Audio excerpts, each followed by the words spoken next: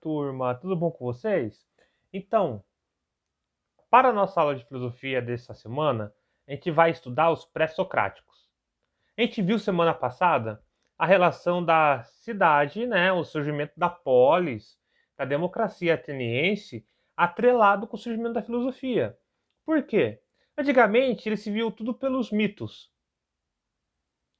como que a gente estava vendo. Então vai ter aquela passagem do mitos ao logos, ou seja, da mitologia, que eram crenças populares, que contava a história do mundo, tentava dar significado para tudo de uma maneira divina, como é o caso de Zeus, que era o deus do raio, o Dionísio, deus do vinho, foi dando lugar a explicações da razão, ou seja, da filosofia. Então, assim, a polis, que é a cidade-estado, onde se discutia política em praça pública, se discutia filosofia, começou a ser utilizado como uma maneira de sobrepor os conhecimentos que já ocorriam. Então vai surgir os primeiros filósofos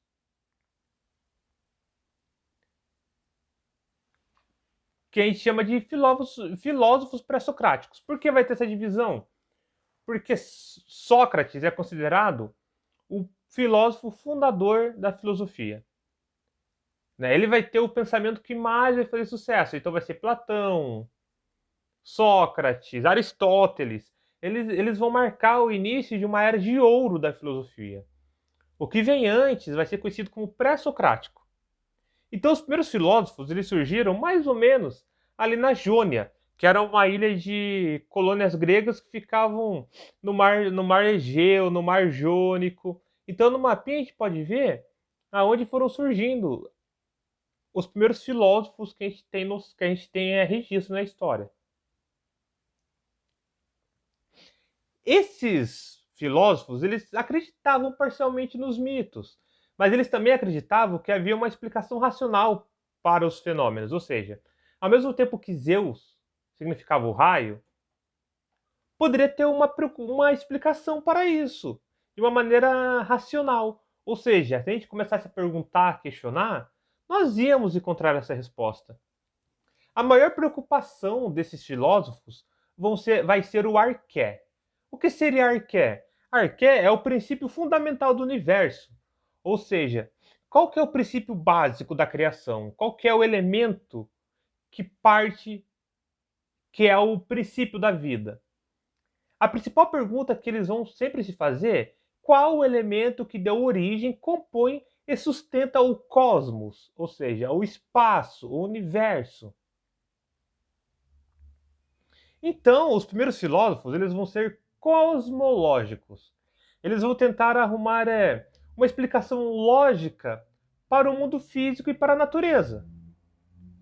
Se há uma explicação mitológica, tem que haver uma explicação lógica, porque não pode ser uma carruagem que puxa o sol. Tem que ter uma explicação de por que o sol nos esquenta, por que o sol sai de dia, por que tem a noite e por aí vai.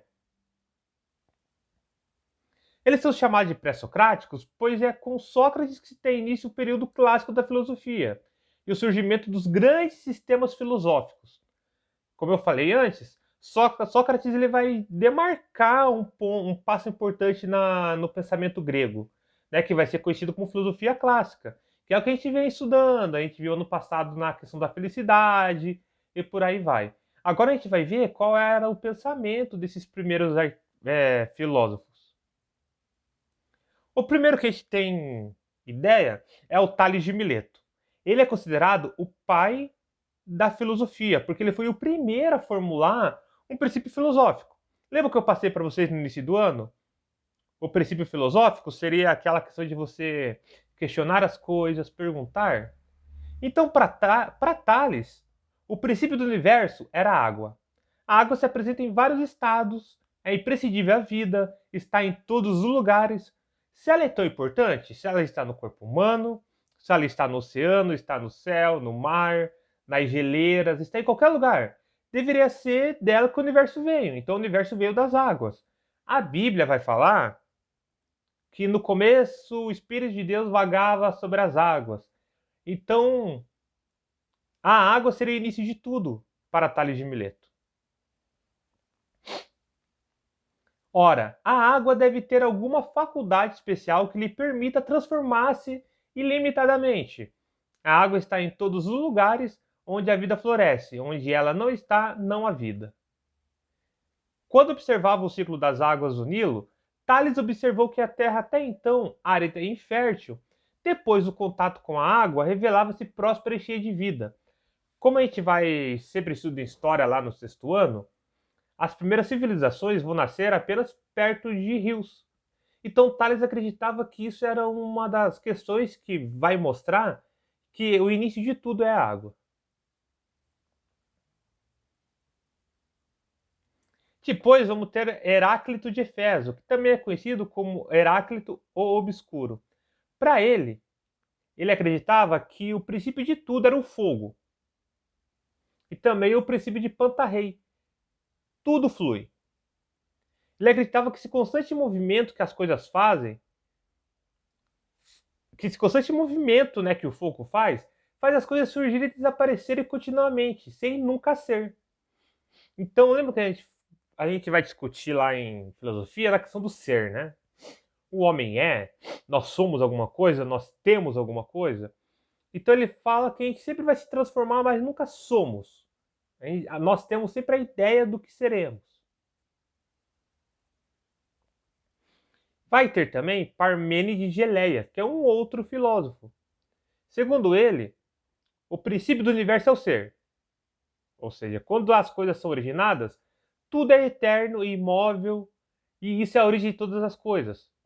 Nós nascemos como somos e continuamos assim até a morte. Lembra que ele vai pensar diferente do Heráclito? Para o Heráclito, a gente nunca vai ser algo. Nós estamos em constante mudança. Então nunca vamos chegar ao final que é ser. Já para Parmênides, não. Nós somos, apenas somos. E isso é eterno. Isso nunca vai mudar. Aí vamos ter um cara que vocês bem conhecem da matemática, chamado Pitágoras de Samos. Para ele, tudo é número. O arqué, o princípio, a criação é um número. Porque ele acreditava que ao observarmos o universo, percebemos a presença do número em todas as relações. Então, para fazer uma conta de matemática, para fazer a música, para a gente construir um verso, tudo tem uma relação numérica. Então ele acreditava que o universo, em toda a sua complexidade, harmonia e extensão, desde a música até os fenômenos climáticos e astronômicos, pode ser traduzido, exprimido, compreendido e mensurado pelo número. Então por isso que ele é considerado um dos pais da matemática, porque ele vai enxergar número em tudo. Vamos ter também o Anaxímenes. Para ele, o princípio de tudo é o ar.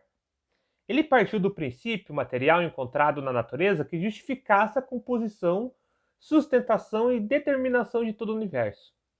Então ele acha que o ar pode transformar-se por condensação em água e terra e por rarefação em fogo. Condensar seria congelar, rarefação seria evaporar. Então ele acreditava que o ar é o início de tudo e o ar está em todas as composições. Aí vamos ter um outro filósofo ainda, que vai ser o Empédocles, de Agrigento. São nomes muito complicados a gente gravar, não se preocupe que eu vou mandar esse slide para vocês. Então, para Empédocles, o primeiro princípio de tudo seria uma agregação ou uma desagregação, ou seja, a junção ou a separação dos 4 elementos, que é fogo, terra, água e ar. Então, os 4 elementos da natureza seriam a origem de tudo. Essa noção é interessante que naquele desenho do Avatar, né, tem o dobrador de ar, o dobrador de fogo, o dobrador da água e o dobrador da terra. Então seriam os 4 elementos da natureza. Então ele acreditava que por ser cada elemento eterno, eles permaneceram os mesmos. Né? Mas a sua contínua agregação, ou seja, essa contínua mistura e a separação deram a vida a tudo que existe no mundo. Então, cada elemento, como um ser humano, uma pedra, vai ter essa mistura de alguma maneira. Uns um pouco mais água, outros um pouco mais de terra, outros um pouco mais de ar, e por assim vai. Então eles acreditavam que essas forças que unem e separam são, respectivamente, o amor une e o ódio separa. Então todos os objetos é uma briga entre o ódio e o amor. Aí vamos ter um cara chamado Demócrito, Demócrito de Abdera. Ele vai acreditar que o primeiro princípio é o átomo, de qual tudo se deriva. Ele meio que acertou, porque nós somos compostos de átomo. Né? Se a gente vai estudar lá em física, química, a gente vai ver que o átomo está na composição de tudo. Então ele vai criar a primeira teoria atômica, que será um espaço vazio que separa os átomos, permitindo-lhes que se movam livremente, como a gente pode ver no esqueminha lá. Então vários átomos vão se juntando, que acabam formando os objetos e formando as massas, os corpos e por aí vai. Como os átomos se movem, podem colidir um contra o outro para formar novas disposições de átomos, de modo que os objetos no mundo parecem mudar. Os dois pensadores consideravam que há um número infinito desses átomos eternos, mas que os números diferentes, combinações das quais elas podem se ajustar é finito. Ou seja, cada átomo tem um número certo de combinações para formar objetos. Então, por exemplo, o ser humano é feito de água, carbono. O que mais? Água, carbono. Mais outro objeto pode ser feito de água e oxigênio, como a água, por exemplo, ela é feita de H2O, uma parcela de hidrogênio para duas de oxigênio. Então, cada substância vai ter a sua mistura. Vamos ter ainda que o Anaximandro, que ele vai ter a crença que o primeiro princípio de tudo é o apeiron, o ilimitado, o indeterminado, o infinito. Então ele acreditava que todas as coisas que existem são diversas, tanto em qualidade quanto em quantidade. Então ele acreditava que o termo arqué seria o princípio fundamental de tudo. O infinito é o principal de tudo. Aí vamos ter Anaxágoras, que vai ter uma ideia diferente. Para ele, o princípio primeiro é nous. O que seria isso? A mente, a inteligência, as estrelas, a lua e o sol, elas são rochas e não deuses. Então a rocha seria o início de tudo. Após isso, o que cada desses filósofos pensavam vai se evoluindo a partir daí para o período clássico, que vai ser o período mitológico, que vai ter aquela preocupação com o período mitológico, que vai ter aquela preocupação com o cosmos, né? Ou seja, o universo, mais a origem do universo, vai mudar para a questão da preocupação com o homem. Então sai o foco do universo, vem para o homem. Mas isso já é assunto para a próxima aula. Então é isso, pessoal. Embaixo aqui vai estar uma questão para vocês responderem, tá? Me mandem como forma de presença e até a próxima aula.